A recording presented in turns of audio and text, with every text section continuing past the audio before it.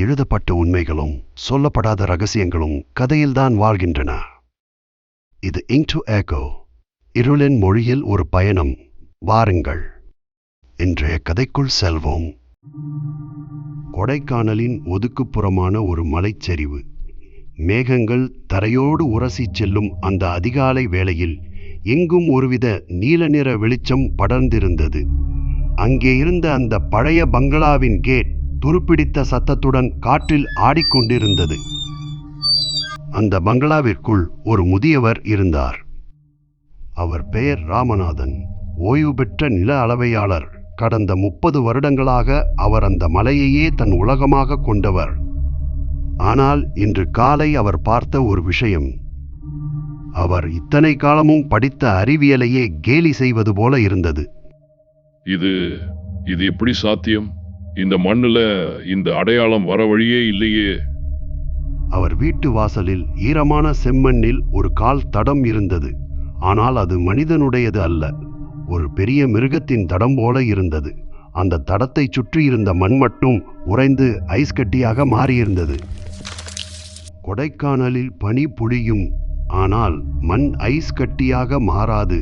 ராமநாதன் அந்த தடத்தை தொடர்ந்து நடந்தார்.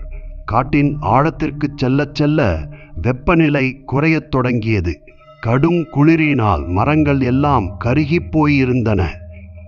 ராமநாதன் தனக்குத்தானே சொல்லிக் கொண்டார், இந்த இடத்தோட ஜியோலஜி முழுசா மாறுது. பாறைகள் எல்லாம் சுருங்குது. ஏதோ ஒரு சக்தி இந்த இடத்துல இருக்கிற வெப்பத்தை மொத்தமா உறிஞ்சிக்குது.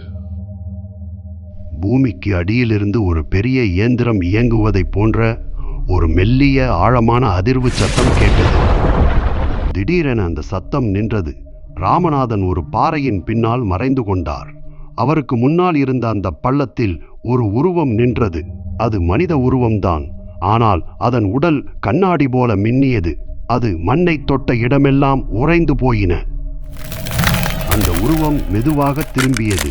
அதன் முகத்தில் கண்கள் இல்லை, வெறும் இருட்டு மட்டுமே இருந்தது. ஒரு எதிரொலிக்கும் ஆழமான குரலில் அந்த உருவம் பேசத் தொடங்கியது. ராமநாதா, 30 வருஷத்துக்கு முன்னாடி நீ பூமிக்கு அடியில் புதைச்ச அந்த ரகசியம் இப்போ வெளியே வரப்போகுது. ராமநாதனின் இதயம் நின்று போனது போல இருந்தது. 30 வருடங்களுக்கு முன்னால் இதே மலையில் அவர் கண்டெடுத்த அந்த விசித்திரமான உலோகப் பெட்டியை அவர் யாருக்கும் தெரியாமல் புதைத்து வைத்திருந்தார். அது ஒரு விண்கல்லின் துண்டு என்று அவர் நினைத்தார். ஆனால் அது ஒரு விதை. இல்ல, வேண்டாம், அதான் தொடாத. அது இந்த உலகத்தையே உறைய வச்சிடும். ஆனால் காலம் கடந்து விட்டது. அந்த உருவம் மண்ணை தோண்டி அந்த உலோகப் பெட்டியை திறந்தது. ஒரு நிமிடம் அந்த மலைப்பகுதியே ஒரு பெரிய நீல நிற ஒளிவெள்ளத்தில் மூழ்கியது. ராமநாதனின் உடல் மெதுவாக உறைந்து சிலையாக மாறினார். கடைசியாக அவர் பார்க்க அந்த பங்களாவையும் காட்டையும் தாண்டி ஊருக்குள் அந்த நீல நிற புகை மெதுவாக பரவியதும் தான் உணர்ந்தேன். ஒரு நீண்ட முடிவில்லாத குளிர்காலத்திற்கு கொடைக்கானல் அன்று உறங்கப் போகிறது என்று. பேனாவில் மை காய்ந்துவிடும், ஆனால் சத்தம் கேட்டுக்கொண்டே இருக்கும்.